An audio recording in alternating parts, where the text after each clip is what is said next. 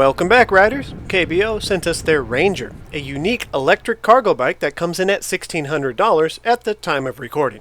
I've been spending the past 3 weeks with the bike, taking it to work, and I even took it on an overnight camping trip out in the woods. I'm only giving you my first impressions in this video. A long-term review is in progress, but that will take some time. For now, this is what I think so far. Disclaimer. Although I have experience testing many different styles of bikes, this is only the second cargo bike I've tested so far, so I don't have much to compare it to. Keep that in mind and take my opinions for what they're worth. This is KBO's second showing on my channel, and I'm happy to have them back. They actually supplied us with our very first electric bike, the KBO Breeze. I have a full review of that bike, but overall I was impressed with its quality. It's nothing fancy, but it was well done in my opinion. The base model of the Ranger includes the rear rack and the rear side racks, or runner boards. I'm not sure what to call them. The front rack and rear cage is sold separately. The rear cage is mostly just for small children and gives them something to hold on to, but comes in handy for securing other cargo as well. I don't care much for reading off a bunch of information that you can find on their webpage, but I'll give you some of the basic specifications just so you know what we're working with. It's a 48-volt system with a slightly larger than average battery at 17.5 amp hours for 840 watt hours. KBO uses Samsung or LG cells in their batteries. We have a 750 watt geared hub motor on 20-inch wheels matched up to 3-inch wide street-treaded tires. There's a good chance that if you're watching this video, you're either curious or shopping for a cargo bike. You have a very specific goal in mind, which is pretty self-explanatory, so I'll use this opportunity to tell you that, at least in my testing, cargo bikes are not great at being bikes.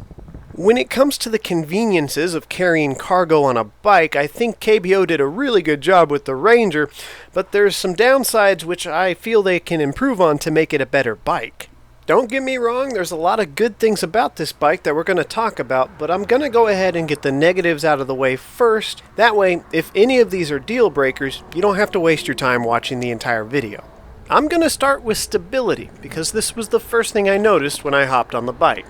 Now, this is a bit of an oddball, and it doesn't appear to be isolated to the Ranger. The Fido T1 had a similar issue, but the dynamics were a little different. When you get on the Ranger for the first time, you notice it feels kind of wobbly. It takes some getting used to. Possibly because it's a long bike, or just because they decided to omit a top tube. I really don't know. It never seemed to matter if the bike was loaded down with weight or not, this uneasy feeling was always there. I noticed it would get worse if I would lean forward, and it would smooth out if I leaned back. It was never to the point where I felt like the bike was unsafe, but I wouldn't recommend riding this with one hand. That being said, this might just be an adjustment issue. I noticed after I would ride the bike for a few days, it wouldn't be as severe, although it would always be there just a little bit. But anytime I would ride a different bike and get back on the Ranger, it's like I had to start all over and retrain my brain how to ride this bike. No USB charging that I could find anywhere on the bike, which is rather disappointing, especially when you consider what this bike is. Now, for daily commutes, short trips to the store, it doesn't really matter, but some people are going to want to take this camping or maybe use it for DoorDash, Uber Eats, and in that situation, you really should have somewhere to charge your phone. This next one's pretty simple, but it's a complaint I still have on about half of the electric bikes I test. No cruise control.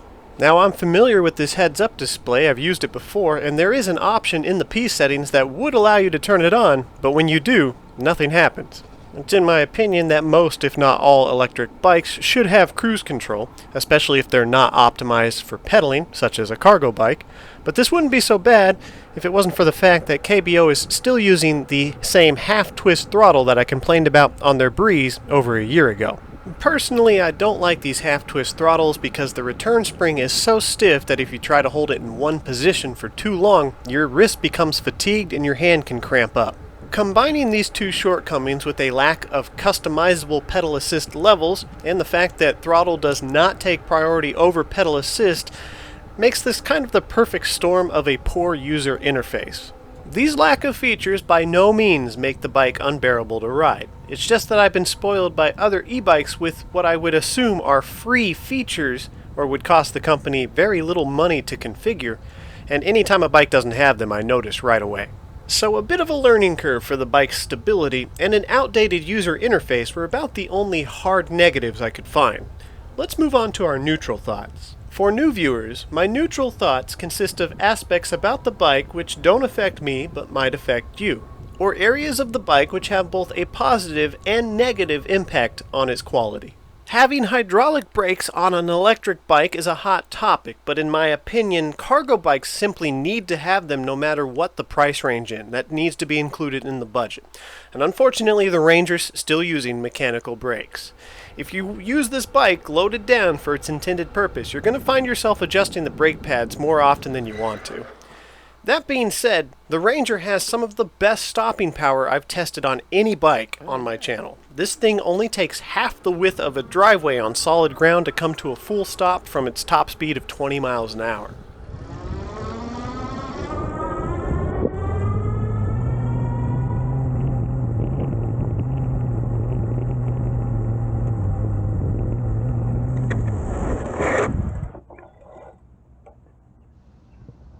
Yeah, that's good.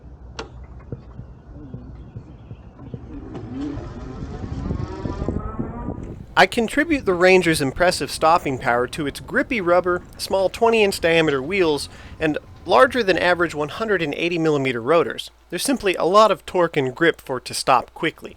So an aftermarket upgrade down the road to full or semi-hydraulics, which is relatively cheap and easy for anyone to do, would be a massive improvement on this bike. The Ranger includes an integrated head and tail light, with the tail light flashing when you pull the brakes. The headlight's pretty bright, it's above average from most e-bikes I've tested, and I'm happy. The taillight's a bit anemic. It's a single LED that's just not very bright, so you may want to add an extra taillight for redundancy. Mini cargo bikes are pretty low to the ground and long. This means that pedal clearance is a bit tight if you're riding over rough terrain, so keep that in mind. I may or may not have just full throttled for 6 miles in the wrong direction. I'm not saying I did. I'm just saying that scenario might have happened. At least it's a beautiful view. It is a perfect day. Absolutely gorgeous. For cadence, I found that I could only apply meaningful pedal assistance up to 15 miles an hour in the bike's top gear. Beyond that, you're really just ghost pedaling. With the small diameter tires and low ground clearance, there's not really much more they could have done to improve this, so I'm not complaining. And even though you won't find yourself helping the bike at its top speed, it is an easy bike to pedal. The ergonomics are quite comfortable. As suspected, the bike is comfortable to ride under smooth road conditions, but in rough terrain it gets bumpy. I'm not complaining about this, however. I would much rather keep the solid front forks on a cargo bike instead of cheap suspension forks, which are only going to cause you problems. Front suspension on a cargo bike needs to be robust and strong. Also has to have a considerable level of adjustment once you start weighing down the front basket. So I completely understand why in this price category they went with solid forks. This is important to keep in mind because anything you put in the front basket will be subjected to harsher conditions than what's on the rear rack. The rear rack and the side racks tend to absorb shock quite well, and they don't bounce around. But when I first got the bike, I made the mistake of putting my laptop in the front basket, and I realized every tiny bump in the road makes it bounce around. So just, watch whatever you put in the front, make sure it's secured quite well.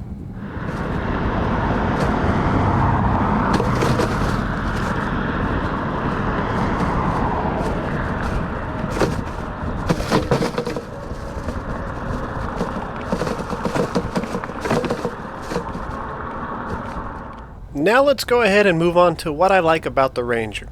The bike has one job: carry as much cargo as possible for its size. And it does that really well.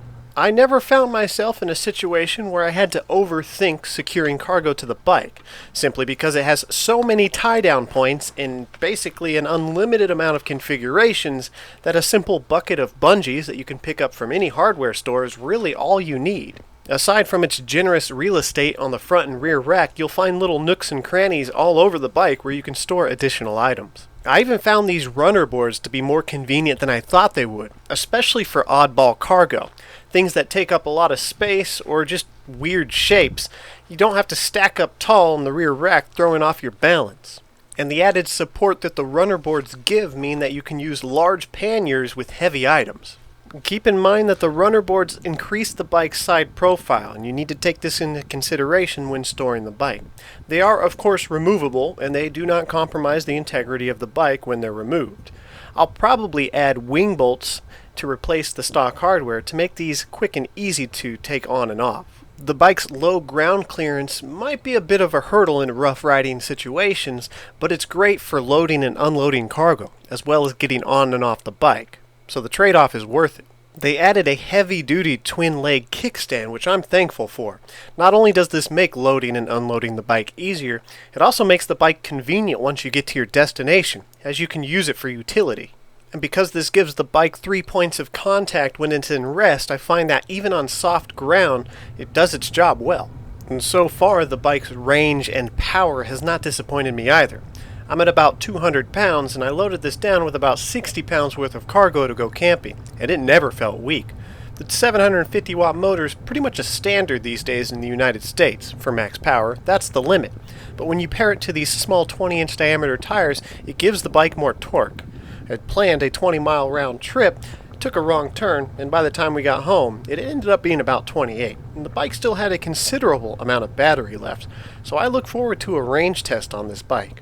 Although earlier in the video I had mentioned some issues with stability, or at the very least a learning curve when riding this long bike, but that doesn't at all translate into its build quality. When I'm sitting on this thing, even when it's loaded down, it feels sturdy. Visuals are subjective, and I'm not sure how good you can make a cargo bike look. Personally, when the rear cage is on, I think it looks a little goofy, but when it's off, I think the bike looks pretty nice, especially with the wooden runner boards and rack. I do appreciate they offer this in the bright orange that I chose. There are other colors, of course, if this isn't for you, but these bright colors offered on commuter-style bikes is important in my opinion for a lot of people, especially for somebody who might plan on carrying precious cargo like children on the back. Although I did have some issues with the outdated user interface, the speed controller they use provides very smooth acceleration. The throttle response on their bike is nice. It's not jerky, which is important, especially if you're going to be carrying a lot of cargo. Most electrics are not fun to pedal without power, but I found this to be one of the easiest bikes to pedal without the motor. With most electric bikes, you're not going to hear many people complain about noise, but some are quieter than others, and the Ranger is one of those.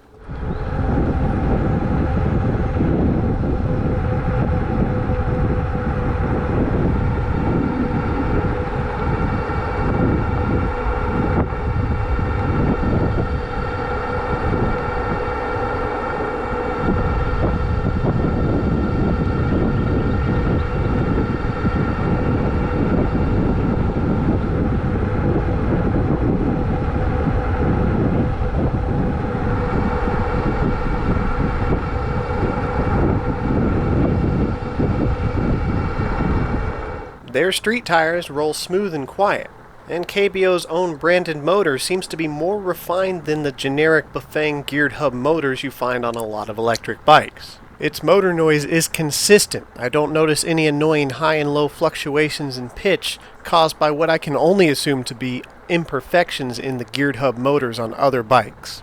Once again, just like their Breeze, I was happy to see that out of the box, the front and rear brakes, as well as the derailleur, were all fully adjusted. I had no issues clicking through gears or brakes rubbing on the rotors. So to end my first impressions, for a bike designed to carry as much cargo in the smallest package possible, I think they did great. There's some small improvements which I recommended in the video that I hope they make in the future. But for what this bike's designed to do, I'm not disappointed. I hope you guys got some useful information in today's video, or at the very least, were mildly entertained. And until next time, ride safe.